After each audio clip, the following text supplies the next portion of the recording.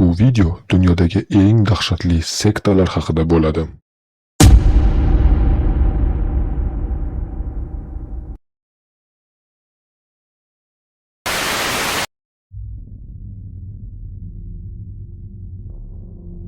Bu alohida tashkilot emas. Bu 80-yillarda Meksikada narkobiznes va okkult amaliyotlar kesishgan joyda paydo bo'lgan hodisa. Uning asosiy figurasi Adolfo Constanta bo'lgan. Qo'rquv, xurofat va diniy elementlarni jinoyat olamiga ta'sir o'tkazish vositasiga aylantira olgan inson. Adolfo Mayamida Palo Mayobi amaliyoti mavjud bo'lgan oilada ulg'aygan. Bu qurbonliklar va ruhlar bilan aloqa g'oyalariga asoslangan Afro-Karib dini bo'lgan. U o'smirlik chog'idayoq o'zini sehrgar va medium sifatida ko'rsata boshlagan. 20 yoshga kelib esa bu xizmatlarni sotish mumkinligini tushunib yetgan. 80-yillar boshida u Meksikoga ko'chib o'tadi va narkokartel vakillari bilan aloqa o'rnatadi. U shunchaki marosimlar taklif qilmasdi, u nazorat hissini sotardi. Konstansa mijozlarini politsiya, qamoq va o'limdan himoya qila olishiga ishontira olgan. Giyohvand moddalar tashish va kuch ishlatish operatsiyalari oldidan marosimlar o'tkazgan. Uning aytishicha, bu marosimlar ishtirokchilarni qonun oldida ko'rinmas qilardi. Doimiy xavf mavjud bo'lgan jinoyat muhitida bunday va'dalarga talab katta bo'lgan. Vaqt o'tishi bilan uning ta'siri kuchaygan. U o'zini yuqori kuchlar vositachisi deb biladigan yopiq izdoshlar doirasini shakllantirgan. Asta-sekin marosimlar yanada shafqatsizlashib borgan. Hayvonlar o'rnini inson qotilliklari egallagan. Konstansa faqat yangi qurbon maksimal ta'sir beradi deb da'vo qilgan. Guruh Matamoros hududida odamlarni o'g'irlay boshlagan. Asosan tasodifiy yo'lovchilarni. Qurbonlar qiynalib o'ldirilgan va tana qismlari marosimlarda ishlatilgan. Keyinchalik Rancho Santa Elena nomi bilan tanilgan ranchoda ommaviy qabriston topilgan. U yerda zo'ravonlik va marosim izlari bo'lgan jasadlar aniqlangan. Urilish nuqtasi 1989-yilda amerikalik talaba Mark Kilroy yo'qolishi bo'lgan. Uni qidirish AQSh bosimini keltirib chiqaradi va Meksika politsiyasi keng ko'lamli tergovni boshlab yuboradi. Tez orada ular Konstansaning ranchosiga kirishadi va butun tizimni fosh qilishadi. Bu paytda u allaqachon Mexikoda yashirinib yurgan bo'lgan. Politsiya uning yashirish joyini qurshab olganida u qochishga urinmadi. U izdoshlaridan biriga o'zini otib tashlashni buyurgan, hibsdan qochish uchun. O'sha paytda u 26 yoshda bo'lgan. Uning o'limidan so'ng guruhning 10 dan ortiq a'zosi hibsga olingan, ammo g'oyib o'lmagan. Konstansa ishlatganiga o'xshash amaliyotlar hanuz Meksika qamoqxonalari va ayrim kartel a'zolari orasida uchrab turadi.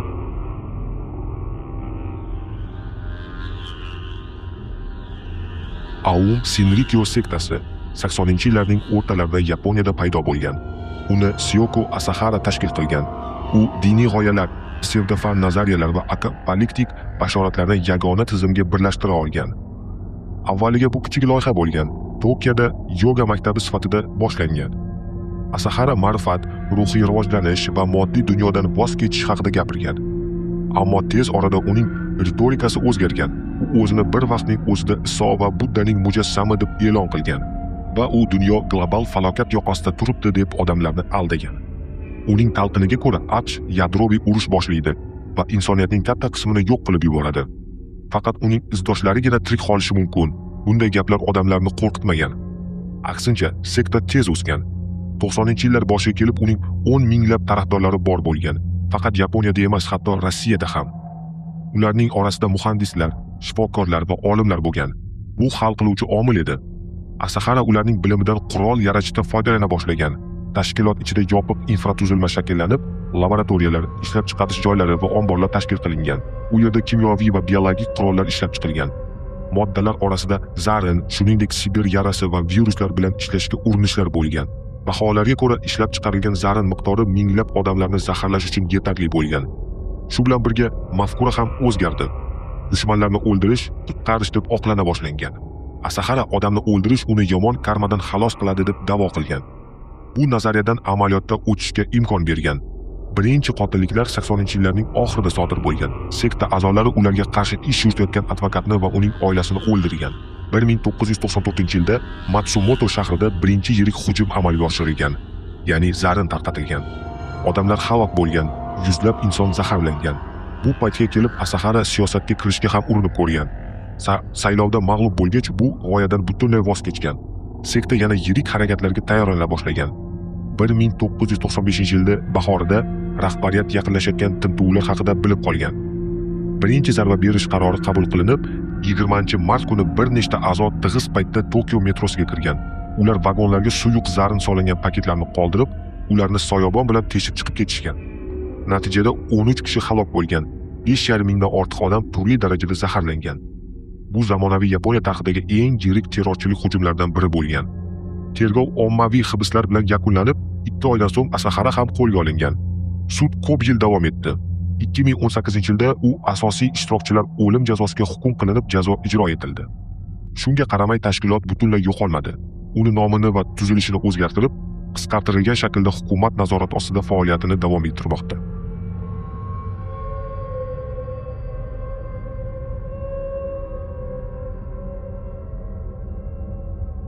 Rajnishlar harakati 70-yillar oxirida Hind guru Bhagwan Shri Rajnish atrofida shakllangan. Uning g'oyalari sharq dini, psixologiya va radikal shaxsiy erkinlikni birlashtirgan. U ijtimoiy cheklovlardan voz kechishni targ'ib qilgan.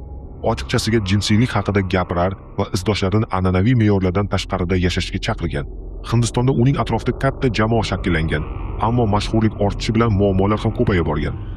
Moliyaviy ayblovlar, mahalliy aholi bilan ziddiyatlar yuzaga kelgan. 1981-yilda harakat AQShga ko'chirilgan. Oregon shtatidagi tashlandiq ranchodan ular o'z shaharlarini qurishni boshlagan. 2 yil ichida cho'l o'rnida Rajnepuram nomli shahar paydo bo'lgan. Unda infratuzilma, uylar, politsiya, transport va hatto aeroport ham bor bo'lgan. Aholi soni 7 mingdan oshgan. Rasmiy jihatdan bu diniy markaz bo'lgan, lekin amaliyotda esa qat'iy ichki iyerarxiyaga ega yopiq jamiyat bo'lgan. Boshqaruvda asosiy rolni Rajnishning yaqin hamrohi Ma Anand Shila o'ynagan. Aynan bu harakatni siyosiy kuchga aylantira boshlagan. Mahalliy aholi va hukumat bilan ziddiyat kuchayib borgan bir paytda masala oxir-oqibat saylov orqali hal qilinishi aniq bo'lgan. Muammo izdoshlar ovozi yetarli bo'lmaganida edi. Shunda rahbariyat saylov natijasiga tashviqot orqali emas, balki saylovchilarni yo'q qilish orqali ta'sir qilishga qaror qilgan. Reja juda oddiy edi. Imkon qadar ko'proq mahalliy aholini saylov uchastkalariga kela olmaydigan qilish. 1984-yilda harakat a'zolari restoranlardagi ovqatlarni salmonella bakteriyasi bilan zaharlay boshlagan. Asosiy nishon salat barlar bo'lgan. Natijada 751 kishi zaharlangan. Bu AQSh hududidagi eng yirik biologik hujum bo'lgan. Dastlab sabablar noma'lum bo'lgan. Faqat 1 yil o'tib harakat a'zolaridan biri guvohlik bergach, hammasi ochiqlangan. Tintuvlar va tergovlar katta ko'lamni fosh qilgan. Rahbariyat mamlakatdan qochishga uringan. Shila qochgan, ammo keyinroq qo'lga olingan. Rajnish ham AQShdan chiqib ketishga harakat qilgan, ammo aeroportda hibsga olingan. Oxir-oqibat u hukumat bilan kelishuv tuzgan, jarima to'lagan va Hindistonga deportatsiya qilingan. U yerda u ismini Osho deb o'zgartirgan va faoliyatini boshqa shaklda davom ettirmoqda. Harakat butunlay yo'qolmadi, ammo Oregon voqealari uning eng mashhur epizodi bo'lib qoldi.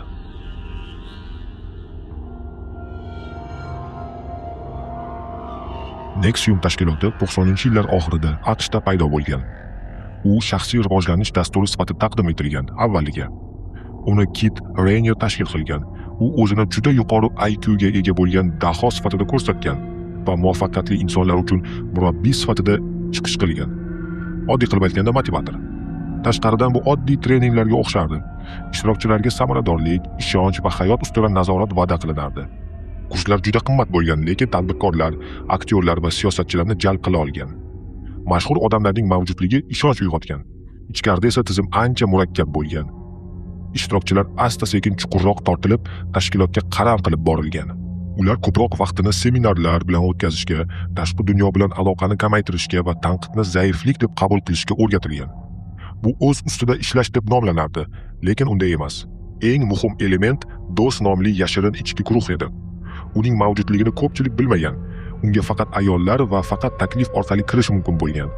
Har bir yangi ishtirokchi garov topshirish kerak bo'lgan shaxsiy sirlar, fotosuratlar yoki hujjatlar. Bu tizimdan chiqishni deyarli imkoni yo'q edi. Ichkarida qat'iy iyerarxiya mavjud bo'lgan, har bir ayolning ustidan murabbiy bo'lgan va unga to'liq bo'ysunish shart bo'lgan. Amalda bu buyruqlarni savolsiz bajarish degani edi. Ayollarning ovqati cheklanardi, uyqusi nazorat qilinardi va doimiy aloqada bo'lish talab qilinardi. Ba'zilariga Rayner bilan yashirin munosabatlar buyurilgan. Eng mashhur amaliyotlardan biri tamg'alash edi. Ayollarga qizdirilgan asbob bilan belgi qo'yilgan, xuddi shtampga o'xshab. Ularga bu sadoqat ramzi deb o'rgatilgan. Aslida esa bu Raynerning bosh harflari edi. Jarayon og'riqsizlantirishsiz amalga oshirilgan. Tizim qo'rquv orqali ushlab turilgan. Har bir ishtirokchi yangi odamlarni olib kelishi kerak edi. Bu esa ko'proq kompromat, bepul mehnat va pul degani. Chiqmoqchi bo'lganlar o'z materiallari oshkor bo'lishi xavfi ostida qolardi. Xuddi Epstein fayllaridek. Ammo vaziyat 2017-yilda o'zgardi. Bir ishtirokchi The New York Times jurnalistlariga ma'lumot berdi. Shundan so'ng boshqalar ham guvohlik bera boshladi. Ish katta shov-shuvga sabab bo'ldi va federal tergov boshlandi. Rainier 2018-yilda hibsga olindi. Sud uni jinoyat tashkiloti yaratish, majburlash, ekspluatatsiyada aybdor deb topdi. Va unga 120 yil ozodlikdan mahrum qilish jazosi belgilandi.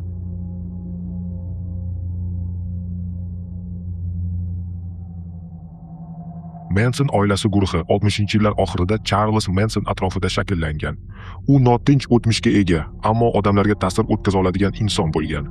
U 1967-yilda qamoqdan chiqib Kaliforniyaga kelgan. Bu payt hippilar harakati eng yuqori cho'qqisiga chiqqan payt bo'lgan. Erkinlik me'yorlaridan voz kechish va hayot ma'nosini izlash muhit hukm surgan paytlar bo'lgan. Manson tez orada atrofida yoshlarni, asosan o'z qarindoshlari bo'lgan qizlarni to'play boshlagan. U erkin sevgi, mulksizlik va kommunal hayot g'oyalarini targ'ib qilgan. Shu bilan birga u odamlarning shaxsiy chegaralarini ham buzib o'tgan. Buning uchun narkotiklar, izolyatsiya va psixologik bosimdan foydalangan. Asta-sekin izdoshlar tanqidiy fikrlash qobiliyatini yo'qota boshlagan. To'liq qaramlik shakllangach, Manson ritorikasini o'zgartirgan. U o'zini Iso Masihning mujassami deb e'lon qilgan va dunyoni faqat o'zi tushunadi deb da'vo qilgan. Uning asosiy g'oyalaridan biri Helter Skelter nazariyasi bo'lgan. U Beatles qo'shiqlarini AQShda yaqinlashayotgan irqiy urush haqidagi yashirin signal sifatida talqin qilgan. Uning fikricha, qora va oq tanlilar o'rtasidagi urush mavjud tartibni yo'q qiladi. Uning guruhi esa yashirinib kutadi va keyin hokimiyatni egallaydi. Bashorat amalga oshmagach, Manson voqealarni tezlashtirishga harakat qilgan. 1969-yil yozida u qotillik buyruqlarini bergan. Maqsad nafaqat zo'ravonlik, balki aybni boshqalarga yuklash bo'lgan. Jinoyatlar afro-amerikaliklarga yuklanishi kerak bo'lgan, ya'ni qora tanlilarga. 2 kechada 7 kishi o'ldirilgan. Ular orasida homilador aktrisa Sharon Tate ham bor bo'lgan. Qotilliklar o'ta shafqatsiz tarzda amalga oshirilgan. Tergov oxir-oqibat guruh a'zolariga olib kelingan. Manson va uning yaqinlari hibsga olingan. 1971-yilda u umrbod qamoq jazosiga hukm qilingan. 2017-yilda qamoqda vafot etgan.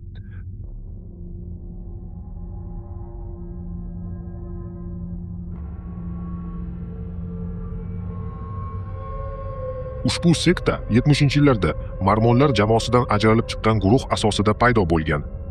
Asoschisi Ervin Le Baron edi. U ko'p xotinlik va qat'iy diniy qoidalar hukmron muhitda ulg'aygan. U o'zini tanlangan deb hisoblagan. Guruh ichidagi nizolardan so'ng u o'z yetakchilikni qo'lga olishga urindi, ammo rad etildi.